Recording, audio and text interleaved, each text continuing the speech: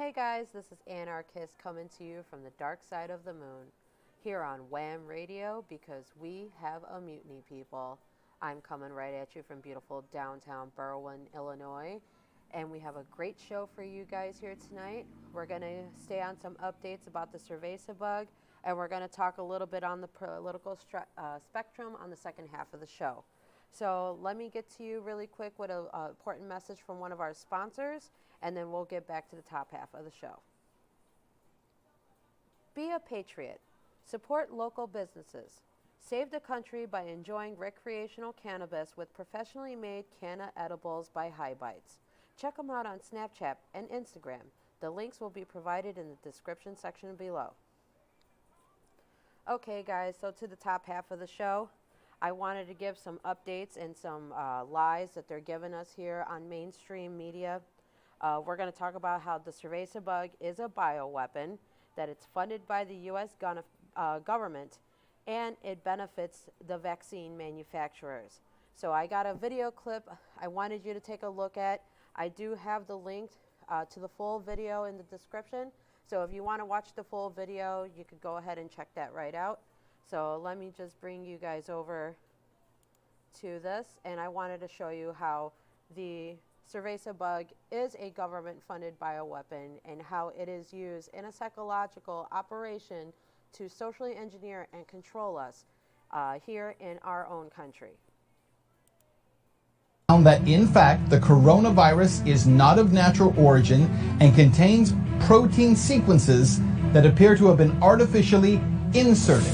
Why do these scientists say this is true? Plus, today, for the very first time, we are going to unearth content from 5 years ago that demonstrated the U.S. government was in fact funding not just research into coronaviruses, but the manipulation of those viruses. And you won't believe the organizations involved in that and how they're connected to the Wuhan lab. We'll break down all the details for you right now. Okay, so they're going to touch on how the U.S. Certain organizations here in our own country not only funded the creation of the Cerveza bug, but helped Wuhan, China, get the funding that they needed, which in some case somehow magically allowed the virus to escape.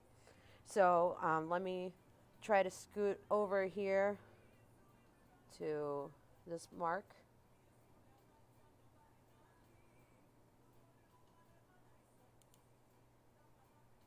Virus that the world is dealing with actually originated in nature and as the result of evolution, as the WHO and people like Dr. Anthony Fauci continually claim. Instead, they say it's almost impossible that it's not human-made. The preliminary report of the study, which is now being peer-reviewed, is based on computer modeling of the virus's ability to infect various animals, including humans. It was published May 13th on the Cornell University website, which is used for discussion of pre-publication papers. Nikolai. Okay, so what they're saying is that this particular Cerveza bug was lab engineered to directly attach itself mostly to humans. Now they're going to put up some evidence explaining how this virus was man-made and not created in nature, and saying that it has particular amino acids and ingredients in it that cannot be formed in nature. So let me scoot over to where it said that the U.S. had funded it. That's about 5 minutes in. The U.S. government put a stop to federal funding for gain-of-function studies, with particular concern rising about influenza, SARS, and MERS, the Middle East Respiratory Syndrome. The NIH had funded such studies because they help define the fundamental nature of human pathogen interactions, enable the assessment of the pandemic potential of emerging infectious agents, and inform public health and preparedness efforts. In 2013, the federal government stopped funding these particular research projects. Then in 2014, the NIH began funding a separate group, which we've told you about, Eco Health Alliance, which in turn began sending those funds to several labs across China, including the lab in Wuhan, for the study of coronavirus in bats. All right, so what do we know? We know that the US government was funding this research into coronavirus in bats, specifically altering coronaviruses. We know that in 2013, that funding stopped. We know that in 2014, under the Obama administration, the National Institutes of Health, under Dr. Anthony Fauci, began funding another group called EcoHealth Alliance. That group then sent those funds to various labs across China, including the Wuhan Virology Lab. This is absolutely, without question, proven. About $3.4 to $3.7 million flowed to those various labs, including the Wuhan lab, for the study of coronavirus in bats. And it was only this year that the Trump administration, after attention was drawn to this funding, cut off that funding and made the National Institutes of Health cancel their funding of EcoHealth Alliance and the funding of those virology labs. The original article in Nature talked about a debate among scientists as to whether or not coronaviruses should be created in labs or even altered to make them more contagious for humans. In fact, it says this in the article. Okay, so we're going to pause it right there. So, again, this Cerveza bug is being used to socially engineer us, okay? They're getting us to fear ourselves. They're getting us to fear each other. Now, again, we know that this now is a government-funded bioweapon. With the virus running rampant, or so they say it is, who benefits at the top of all of this? Who benefits? Does anybody remember back in January when POTUS DT sat there and said, I am going to hire 10 pharmaceutical companies to work on a vaccine, you know, and give billions of dollars to them basically, and say that they're going to work on a vaccine to help fight the Cerveza bug. Now, we all know Norman Bates. I can't say his real name, guys, because I can get flagged. So we're going to call him Norman Bates, all right? Because he does seems like he's somebody who would fuck his mom, all right? Norman Bates says Cerveza bug vaccine could require multiple doses, okay? So let's just take a look at this article really quick. All right. The Norman Bates and Bates Foundation has committed more than $250 million to fight Cerveza bug. The charitable foundation boosted the contribution after Bates criticized President Trump's decision to halt funding to the World Health Organization. Now, here's a nice picture of him. This guy, he works on computers. His specialty is on computers. But all of a sudden now, he is the world-renowned authority on vaccines and biology, okay? His organization receives billions of dollars in contributions, okay? He helped pump a lot of money into the pharmaceutical industry. He made big pharma, okay? He helped make big pharma as big as it is today, and why they can get away with the CDC vaccine schedule being 50 shots long instead of like 8, okay? If what you're trying to do is block all the transmission, then you'll need to get a 70 to 80% coverage on a global basis. So it's unbelievably big numbers, Bates told the outlet. So he's talking about, you know, vaccinating the entire planet. And we need like about 80% coverage, you know, on the entire planet. You know, I guess we're leaving out all those third world countries and those ooga booga, you know, people living in the woods still, you know, but everybody's got to get a vaccine. The FDA not being pressured will look hard at that, Bates said, of possible side effects. The FDA is the gold standard of regulators, and their current guidance on this, if they stick with that, is very appropriate.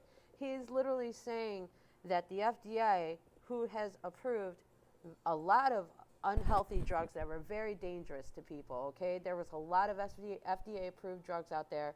I can't name them right now, but I'm pretty sure if you Google them, you will find a lot of FDA-approved drugs that killed people because they weren't tested thoroughly. Okay, so FDA cannot be the gold standard of regulators when it comes to pharmaceuticals, guys.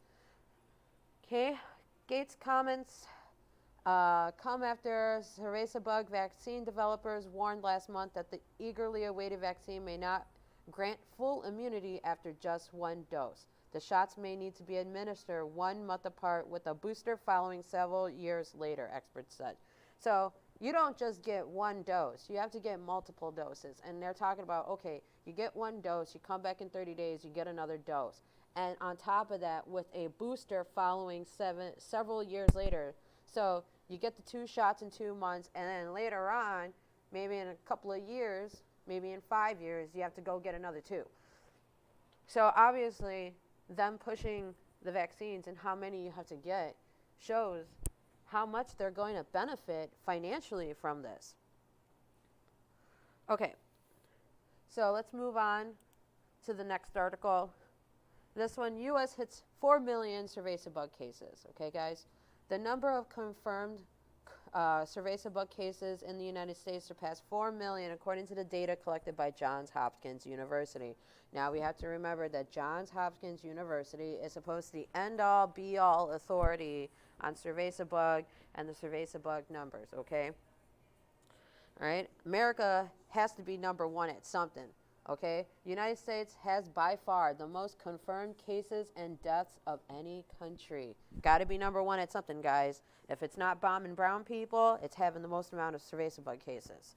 The America's steady increase in cases have been fueled by surges in states after they started reopening. So they're going to blame us, okay? It's your fault that we're having more cases. It's their fault that they're having more cases. It's an easy way out for the government to blame the people and turn us against each other.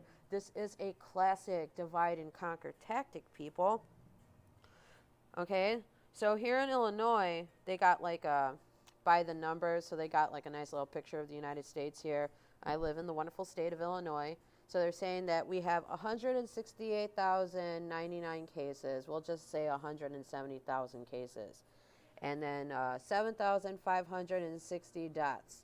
Okay, I was looking up the deaths, guys, and the average age of deaths happens to be 70 or older. Okay, let's see if I can look here. Here we go. It's this article. So, new Cerveza bug cases spike in Illinois since May 25th, okay?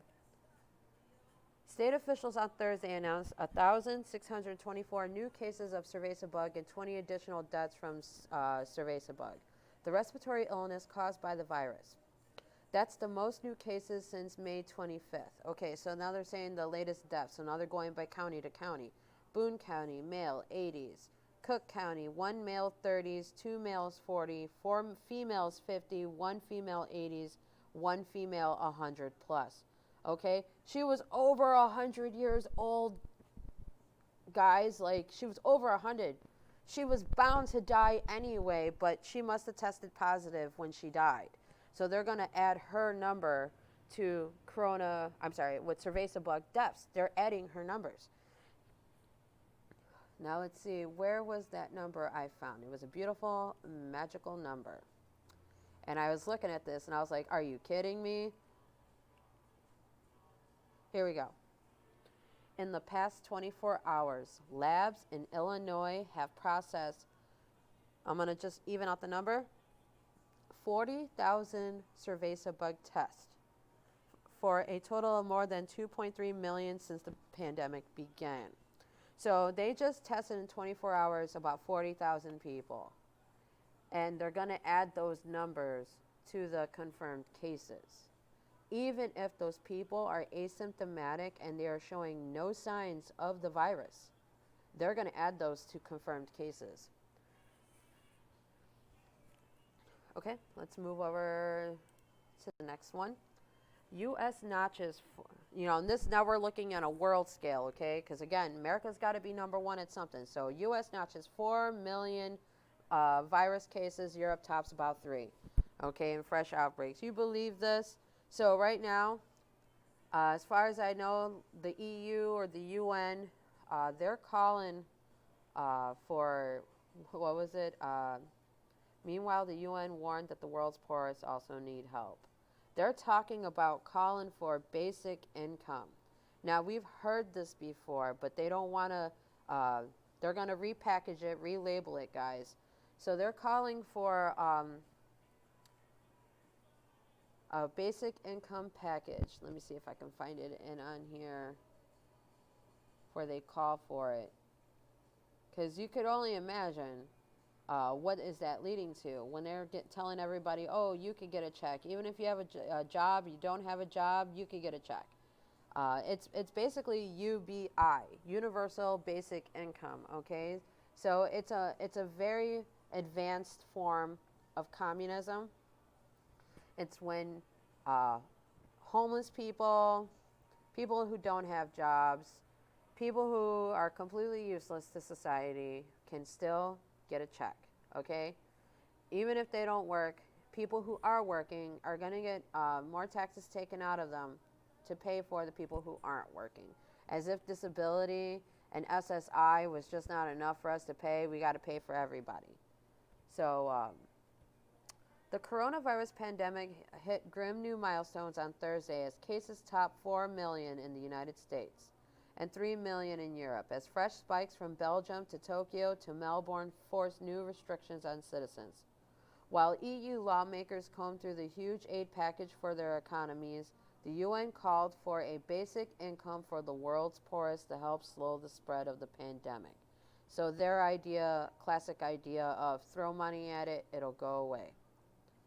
Okay, the U.S., the hardest hit country in the pandemic, added 1 million new cases in just over 2 weeks, according to the tracker maintained by, here we go again, Johns Hopkins University. There have been more than 143,000 U.S. deaths overall.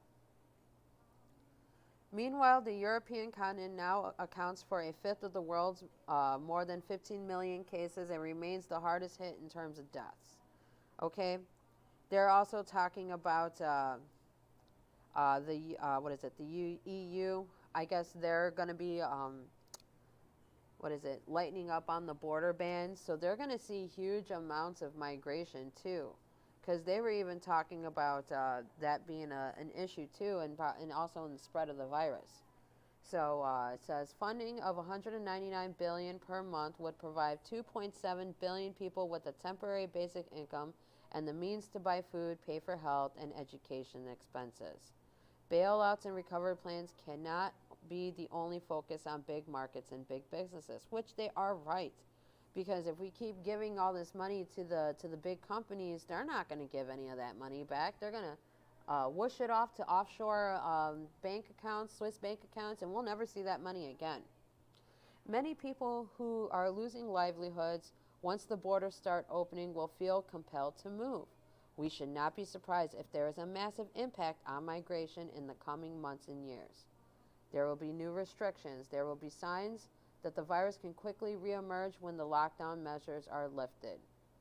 Okay, Australia, Belgium, Hong Kong, and the Japanese capital, Tokyo, all had early successes in containing the outbreaks but are now facing an upsurge, prompting new restrictions. Now, we also have a couple of politicians warning about the politicization of the pandemic. So the politics around the virus continued, with the World Health Organization Chief Tedros Adhanom, okay, don't know how to say it, rejecting an allegation by U.S. Secretary of State Mike Pompeo, Uncle Mikey, that he owed his position to a deal with China. Tedros said that the claim was untrue and unacceptable and warned against the politicization of the pandemic. Meanwhile, in France, while the number of foreign tourists in Paris, the world's most visited city, has dwindled during a 2-month lockdown, there has been a noticeable increase in homegrown visitors. All right, we'll just disregard that last paragraph, but let's go back and talk about the politicization of the pandemic, guys. So I think, well, first off, the World Health Organization, thank God we pulled out of that death trap, because all it is basically helping us go into a one world governmental medical tyranny, really. Their job is to be in everybody's medical files. Like, that's their job. That's what they were put together for. They want to be in everybody's medical business. So thank God we pulled out of there. Tedros, though, in his statement right here, warning against the politicization of the pandemic, he might be right about something here, guys. You know, the truth is still the truth no matter whose mouth it comes out of. Whether it's the good guys or the bad guys, they're still going to say the truth and it will come out the way it needs to. They are politicizing this pandemic, guys. They're using it to end all their means, really, to bring an end to it. They're coming down to the next phase, and we're just moving right along with it.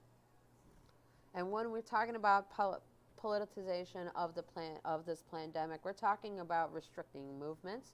We're talking about tracking and tracing and all sorts of big brother concepts that most people can't even understand. So let's look over to this next article right here. This is actually very important. We're going to ignore the fact that this guy wears a MAGA hat. This radio show does not condone or endorse any politician. We are apolitical and we are voluntarious. But my job is to point out all the fallacies and all the lies and deceptions that they are putting out there right here on mainstream media. So again, let's take a look at this. Couple with Cerveza Bug placed under house arrest after refusing to commit to staying home. The reason why they were put under house arrest was because they refused to sign the health department document. They declined to sign health department documents on self-isolation, and they were put under house arrest because one of them tested positive with Cerveza Bug. Okay? The couple declined to sign documents agreeing to quarantine at home with their daughter. She had taken the test to ensure that she didn't travel with Cerveza Bug to see relatives in Michigan. So she left the state, and she made sure she took the test, and she left the state to go visit relatives. And I'm assuming on returning, she tested positive, okay? But the hospital, upon releasing her, gave her a document that she had to sign saying that she will self-quarantine at home with her family, and she promises not to leave for 14 days or something like that. And she said, I don't agree with this. I don't feel like I have to, I don't feel like I should not have to be forced to sign something like this. And here was her reasoning, guys, and I don't think she was wrong. Mrs. Linscott said that she declined the health department orders to sign the documents on self-isolation because signatories must inform the department prior to travel. My part was, if I have to go to the ER, if I have to go to the hospital, I am not going to wait to get the approval to go, said Mrs. Linscott. They disagreed with the order's wording. She was basically saying that if her symptoms got worse, if she was sick and say it got worse, she didn't want to have to wait for an approval to leave to go to the hospital. You see, I mean, it's very simple. Why should she have to wait? Like, try to go to a court or go to a third party to get permission to go to the hospital if it's an emergency. And this is the type of restrictions we're looking at, guys. We're looking at mass surveillance, tracking. They did put a ankle monitor on both of them, on her husband. You know, I mean, the guy had nothing to do with any of it, and he got also an ankle monitor put on him. And I'm not shocked if they put an ankle monitor on their daughter, okay? And she said, this is exactly what the director of public health told the judge, that I was refusing to self-quarantine because of this, and that was not the case at all. I never said that, said Mrs. Linscott. She never said that she wasn't going to self-quarantine, but what she wasn't agreeing to was self-quarantine despite not being able to go to the hospital should an emergency arise. She would have to get permission. You know, if you're dying of a heart attack, are you going to sit there and call your governor or your judge or your attorney to get permission to go to the hospital? No.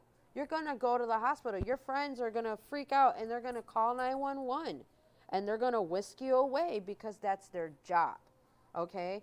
And stuff like this, little things like this, placing Americans on house arrest. Us Americans, we're supposed to be the land of the free, home of the brave. Well, we're not free or brave, okay, guys? This is not freedom. This is the opposite to freedom. Placing Americans under house arrest, being placed under house arrest by your own country. Tell me that this is not tyranny. Okay, guys, we're going to take some time right now. We're going to pay some bills, and then we will get back to the second half of the show.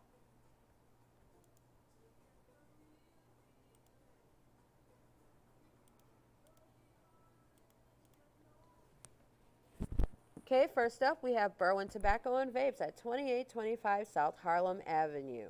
Berwyn Tobacco and Vapes has every smoking need possible. Whether you're smoking tobacco or you're smoking the recreational, Mo's got everything you want at Berwyn Tobacco and Vapes. 2825 South Harlem Avenue at 708-637-4245. We also have Sullivan's Plumbing and Heating Incorporated, located at 7018 16th Street in Berwyn. They are open 24 hours a day, 7 days a week, so give them a call if you have any plumbing or heating needs at 708-795-0707. Sorry, 0700, my bad. And we also have JC's Resale Shop in Berwyn, located at 6615 Cermak Road. JC's Resale Shop, they have everything you could think of, clothes, shoes, toys. You need something for grandma, you can find it there. I will not stress out more that if you can't find it anywhere, you can always find it at JC's at 6615 Cermak Road in Berwyn, or at 708-317-4539. And I will leave all the links in the description below if you want to check out their Facebook pages or get their information. Okay, guys, we're back. We're going to take a look at some other articles that I think are very important to look at. I do live very close to Chicago. Actually, Berwyn is about 5 or 6 miles out of Chicago's main center from downtown Chicago. So, of course, again, so I live in Cook County. We like to call it Crook County. And Mayor Larry Leftfoot, it's the mayor of our city. And we have, in the last couple of weekends, massive amounts of shootings going around. You know, a lot of gun violence that we have here in the state of Illinois, or at least in Chicago. We're horrible up here. I mean, with all the riots and the protestings alone, we were having hundreds of shootings going on in just one weekend. So, Donald Trump announces a surge of federal law officers in Chicago to work with the city on the crime problem. To them, this is just the beginning, guys. This is just the beginning. Even Donald Trump says it, that this is just the beginning of what they call Operation Legend, which I ain't gonna lie, I was really ignorant about this one, guys. I had no idea that the kid's name was Legend or Legend or whatever. But I read it off as Operation Legend, and I was like, okay, what's going on? And I was reading into it, and then it turned out that it was because of like a 4-year-old that was shot, and that it was named after him. The kid's name was Legend. So, I don't know. I thought it was funny. So, President Donald Trump said Wednesday he would surge hundreds of federal law enforcement officials into Chicago to help battle gun violence, as the city's mayor cautioned against unwanted political interference in local operations. So, our mayor, she originally did not want them to come here, okay? She was pushing back against it, and I know why, because I live in a heavily Democratic state, guys, okay? You got your Californias, you got your New Yorks, well, here's frickin' Illinois, guys. And in my opinion, I think the main reason that she don't want the feds here is because they'll eventually find out and investigate her and find out that she's just as corrupt, or they will find that there is some type of upper level corruption going on in these high offices.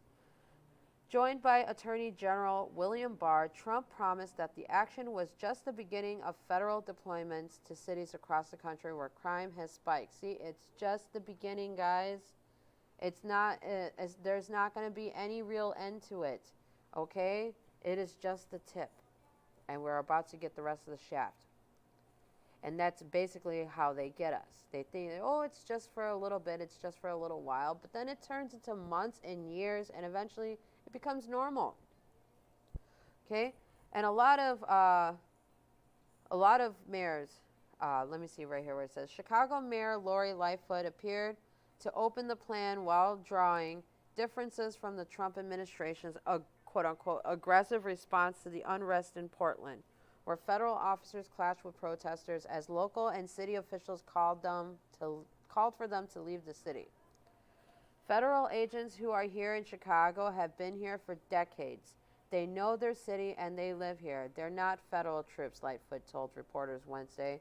They will be plugged into existing infrastructure of other agencies, manage and supervise existing cases and investigations. That's a big, important difference. And then let's see, Albuquerque Mayor Tim Keller says, there's no place for Trump's secret police in our city. Yeah, you don't want to be investigated. So far, at least Trump's plan for Chicago and Albuquerque appears to be a departure from the surge of more than 100 federal officers in this month in Portland, where local leaders have accused their federal counterparts of inflaming sustained demonstrations against police brutality. Guys, let's just remember, none of this is about police brutality. None of this is any of this about Black Lives Matter. Let's just remember what it is, for what it really is, guys. Votes. This is all for votes. And I'm sorry, you want to pick left versus right? You want to play the game with these people? Go ahead, vote.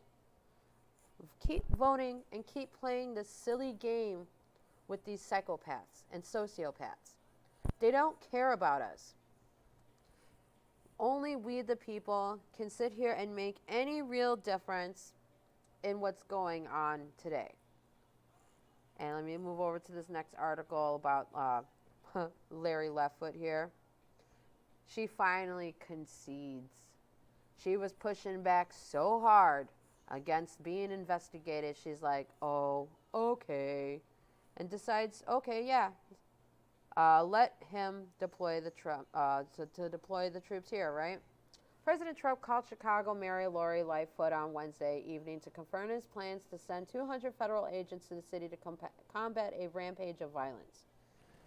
The conversation was brief and straightforward, the statements say. Lightfoot, who previously vowed to turn away the feds and Trump, who blasted extreme politicians, whom he accused of joining an anti-police crusade, are in agreement over the strategy in sending in agents to plug in existing operations and blah, blah, blah. I'm not going to go through this whole thing because this is all a dog and pony show, guys. If they really wanted to defund the police, and believe me, I am all for defunding the police. I think the people need to police themselves. And this is actually a step in the right direction. Now, if we really want to talk and get down to the real nitty-gritty, guys, if they're going to defund the police, then they need to get rid of all the gun control laws that we have here in this state that is hindering the people, good people, from being able to defend themselves and protect themselves and their livelihoods and their private property from these damn commie idiots. Okay?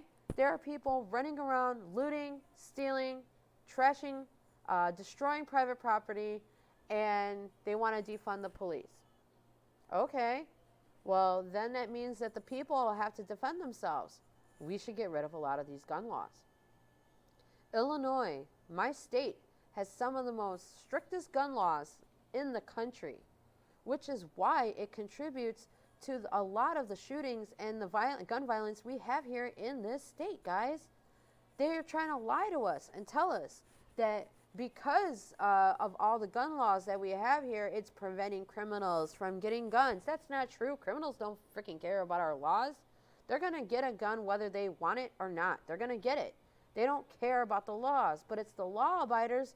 They're the ones that are going to be victimized by all of this. And not even the law abiders, the taxpayer. We are all going to be victimized by all of this. Because at the end of the day, what's going to happen? More and more towns are going to get destroyed. More and more cities and communities will be uprooted and destroyed. Businesses are going to move from there. People are going to lose their jobs, lose their homes, and lose their livelihoods. because they will not take responsibility for their own safety. So they so badly, this is what they're trying to do. They're trying to get rid of the cops so that way when we don't have guns to defend ourselves, we beg for the cops to come back. And they're going to come back, guys, but they will be even bigger and stronger and more militarized than ever before. So that's pretty much the end of the show here, guys. Like, share, leave your comments down below. I am on 2 different Facebook groups. Check me out on Thank You for Protecting Us from the Constitution, and our sister group, Thank You for Protecting Us from Freedom. You can contact me there anytime. And we also have great admins and a lot of anti-status smashers on the group. I do love a lot of our posters on there. To everybody else, I will bid you guys adieu, and I will see you guys in the next show.